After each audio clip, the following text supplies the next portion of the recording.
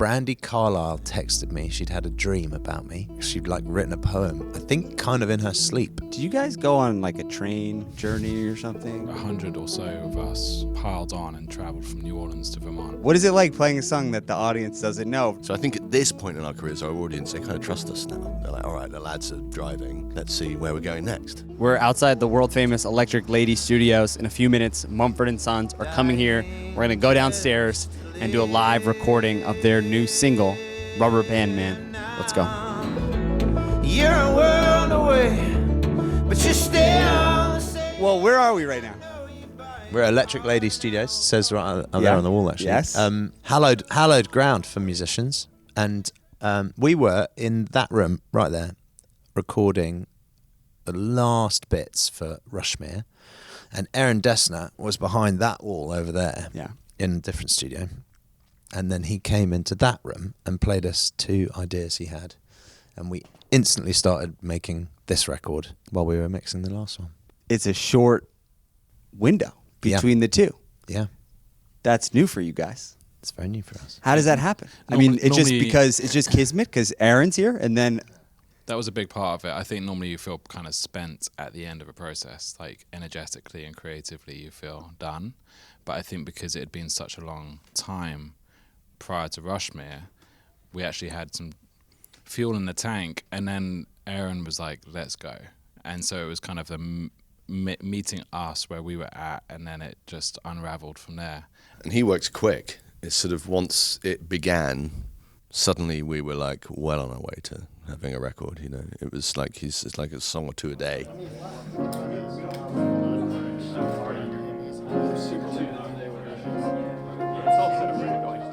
Rubber Band Man. Yeah. So this is the premiere of that song, I think. What is a Rubber Band Man? It's a song about change, I think. And weirdly, I was in Paris with Aaron, and Brandi Carlile texted me. She'd had a dream about me, and had these lyrics. She'd like written a poem, I think kind of in her sleep, and it included some of the verse lyrics for Rubber Band Man.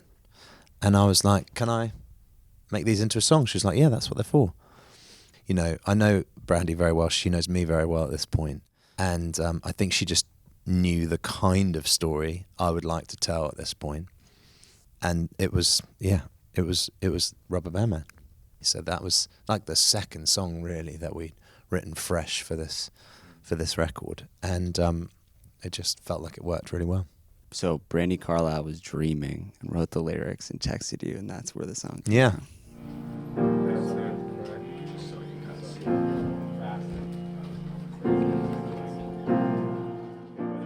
On the record, there's a feature. Yeah, so then we called up Andrew Hozier, who is an old friend. We just love him to bits. He feels like kindred to us, as does Brandi. So with Aaron as well, who helped us with the demos for our 3rd record in 2013 or something. So between, you know, Hozier, Brandi, Aaron, it's all, and Justin Vernon, who helped us with a couple of songs on the record. You know, it's this like little... I think we've never really represented on record how collaborative we are as a band and always have been. I think our band began as a collaboration and an extended one too. Like our first shows had like 14 people on stage, and we've always enjoyed touring with other musicians and other artists, and we've never really represented that on record before.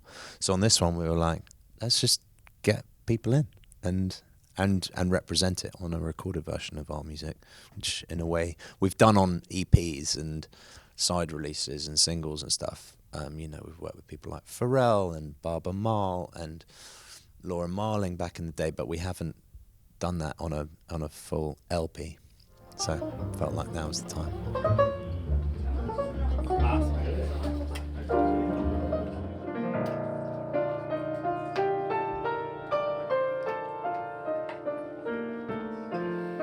Did you guys go on like a train journey or something? And like This summer we picked up a train idea that we had, or that we were a part of in 2011, that went from Oakland to New Orleans. And this summer we we fired up the train, and 100 or so of us piled on and travelled from New Orleans to Vermont. I've only just recovered from it. Yeah, It was chaos. It was Mad. chaos.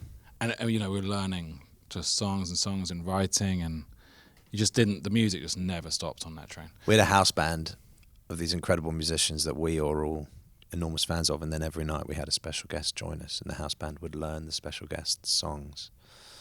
And there was like an open mic bit, which was kind of, the idea was that it was like a Greenwich Village style open mic where people could get up. If you had a song and you're on the train, you wanted to sing it, you get up, and it formed all these different collaborations, like Chris Thiele, Maggie Rogers and Nathaniel Rateliff singing a song together for one night only, and then they didn't sing it the next night.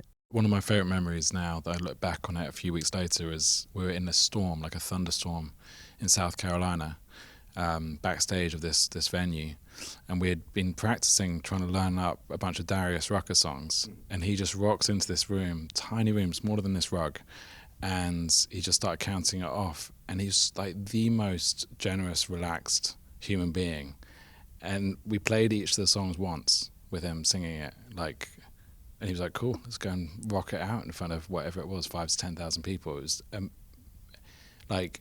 it was quite inspirational to see how comfortable in his own skin he was in that moment, to just be like, I've never met these guys before, but I trust them, and it sounds good. I don't know why he trusted us. I know. I can't get my head. He's like a road warrior. He is. Mate, just like, he's not messing. He's also an Anglophile, Yeah. which we love to see.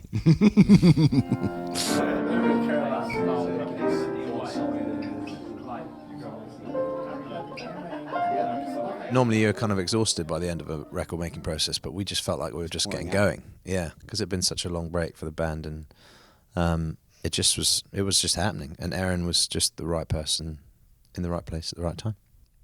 Prizefighter? Yeah. Why Prizefighter? Where is that? Is that one of the names of the songs, or is Yeah. that just... It was the first song we wrote with Justin Vernon and Aaron Dessner in that room right there.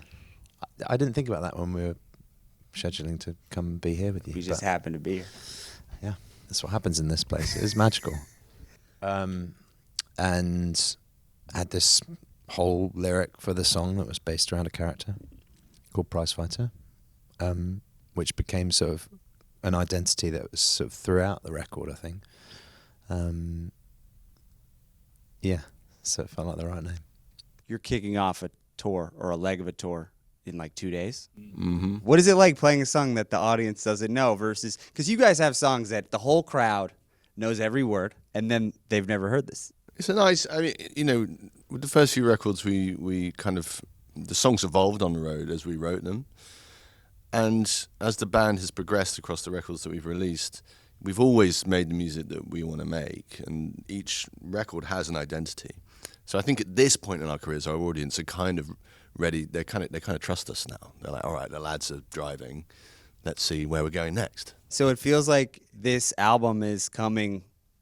We're coming full circle. We're like back to the beginning. Yeah, and the way we wrote this album, I think, was the most similar to how we wrote the first record, which was just like very bare bones, didn't overthink the writing. And Aaron was really helpful with that. Like, when we got into a rhythm upstate, in the mornings, I'd go off and basically sit in a coffee shop and try and write poetry.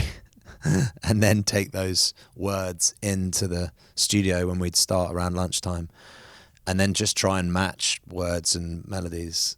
And once a song was sort of up on its feet, we didn't look back and we didn't second guess it, which is a really different way of approaching it, I think, for at least for the few records before Rushmere.